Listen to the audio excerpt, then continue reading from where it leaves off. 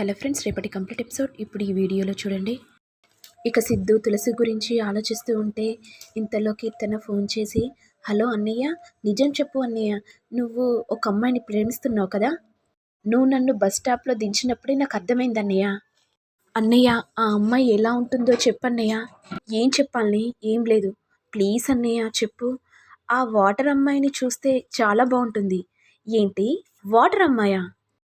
పేరు వింతగా పెట్టావన్నయ్య. అసలు ఆ పేరు ఎలా పెట్టావన్నయ్య? అంటే ఆమె నీళ్లు పడుతుంటే అలాగే చూస్తూ ఉండిపోయాను, అందుకే వాటర్ గర్ల్ అని పేరు పెట్టాను. మరి నీ వాటర్ గర్ల్కి ప్రపోజల్ చెప్పావా అన్నయ్య? ఎక్కడ చెప్పాను? నిన్ను దించేసరికి తను వెళ్ళిపోయింది. మరి తను చూడ్డానికి ఎలా ఉంటుందన్నయ్య? ఎలా అంటే అచ్చం అమ్మవారిలా ఉంటుంది, కుందనపు బొమ్మలా ఉంటుంది. తను చీర కట్టుకొని జడను విరబోసి అందంగా ఉంటుంది చెల్లె. నువ్వు చెప్తుంటే మా ఇంట్లో ఉండే తులసియే గుర్తుకొస్తుందన్నయ్య. తను కూడా ప్రతిరోజు చీర కట్టుకుంటూ ఉంటుంది. ఒకసారి తులసి ఫోటోను పంపుతాను చూడన్నయ్య. తనో కాదో అనేది కూడా నీకు తెలుస్తుంది. అవునా, సరే పంపించు. ఇక సిద్ధు తులసి ఫోటోను చూసి ఒక్కసారిగా షాక్ అవుతాడు. ఆ ఫోటోను చూసి వెంటనే సిద్ధు కీర్తనకి ఫోన్ చేసి, చెల్లె, నువ్వు నాకు చెల్లెగా పుట్టడం నా అదృష్టం. నేను ఇన్ని రోజులు వెతికేది ఈ అమ్మాయి. అంటే ఈ అమ్మాయి పేరు తులసినా? చూడ్డమే కాకుండా పేరు కూడా చాలా బాగుంది. ఏంటన్నయ్య, నువ్వు కూడా ప్రేమలో పడిపోయావా? నేను హరీష్ని పెళ్లి చేసుకుంటే వాణ్ణెందుకు చేసుకున్నావు అని అన్నావు. మరి నువ్వేంటన్నయ్య మా ఆడిబిడ్డని ప్రేమిస్తున్నావు? మరి తను కూడా లేని వాళ్ళే కదా. ప్రేమ గుడ్డిది అని ఇప్పుడైనా అర్థమైందా అన్నయ్య?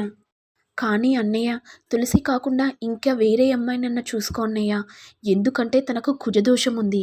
ఎవరు ఏ అబ్బాయి పెళ్లి చేసుకోవడానికి దగ్గరికి రావట్లేదు. ఆమెను పెళ్లి చేసుకుంటే మనకే నష్టం అన్నయ్య, నా మాట విను. లేదు కీర్తన, నాకు ఆ అమ్మాయే కావాలి. ఆ అమ్మాయినే పెళ్లి చేసుకుంటాను. ఆ అమ్మాయి నన్ను ఇష్టపడేలా చేసుకుంటాను. సరే, నీ ఇష్టం అన్నయ్య. అయినా నువ్వు నా మాట ఎందుకు వింటావు? నీకు నచ్చినట్టే నువ్వు చేస్తావు. సరే కీర్తన, రేపు మీ ఇంటికి వస్తాలే. ఏంటన్నయ్య, నువ్వు మా ఇంటికి వస్తావా? నాకు తెలుసన్నయ్య, తులసిని చూడ్డానికే కదా. అలా అంటుంటే సిద్ధు సంతోషపడిపోతాడు. ఇదిలా ఉండగా శ్రీనివాస్, అమ్మ తులసి, నీకు శ్రీకాంత్ని పెళ్లి చేసుకోవడం ఇష్టమేనా?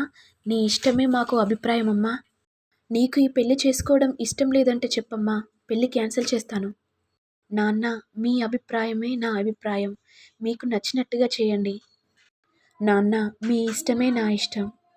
ఇది విని లక్ష్మి, శ్రీనివాస్ చాలా సంతోషపడిపోతారు. ఇక వెంటనే లక్ష్మి చీర పట్టుకొని పూజారి దగ్గరికి వెళ్ళగానే, నా కూతురికి మంచి సంబంధం వచ్చింది, పూజ జరిపించండి పంతులు గారు. ఇక లక్ష్మి చీరను పట్టుకొని బయటికి వస్తుంటే ఇంతలో రౌడీలు సిద్ధుపై అటాక్ చేస్తారు. వెంటనే లక్ష్మి చేతిలో ఉన్న చీరను సిద్ధు తీసుకొని రౌడీలను చితకబాదుతాడు. ఒక్కసారిగా లక్ష్మి షాక్ అవుతుంది. వెంటనే లక్ష్మి సిద్ధు దగ్గరికి వెళ్ళి, నాన్న, మీరు పట్టుకున్న చీర నాది. మా బిడ్డకు పెళ్లి సంబంధం కుదిరింది. అయ్యో అవునా అండి, సారీ, బై మిస్టేక్లో తీసుకున్నాను. పర్లేదు నాన్న. ఇదిలా ఉండగా తులసి సంతోషపడుతుంటే ఇంతలో జాను వచ్చి, అక్క, నువ్వు సిగ్గుపడుతున్నావు కదా, బావ గురించి ఆలోచిస్తున్నావు కదా, నాకు తెలుసక్క. చెప్పాను కదక్క, నీకు మంచి సంబంధం వస్తుంది అని. నువ్వు నా మాట వినలేదు. ఇప్పుడు చూడు, శ్రీకాంత్ బావ నిన్ను పెళ్లి చేసుకోవడానికి రెడీగా ఉన్నాడు. ఇదంతా కీర్తన విని మనసులో, నువ్వు శ్రీకాంత్ని ఎలా పెళ్లి చేసుకుంటావు? మా అన్నయ్య నిన్ను ప్రేమిస్తున్నాడు. మా అన్నయ్య తలుచుకున్నాడంటే ఈ పెళ్లిని క్యాన్సిల్ చేపిస్తాడు. ఈ విషయం నేను తులసికి చెప్తే అందరికీ చెప్పేస్తుంది.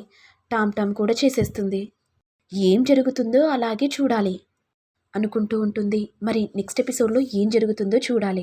మరి మీకు వీడియో కనుక నచ్చినట్లయితే లైక్ చేయండి, షేర్ చేయండి, సబ్స్క్రైబ్ చేయండి. Thank you all.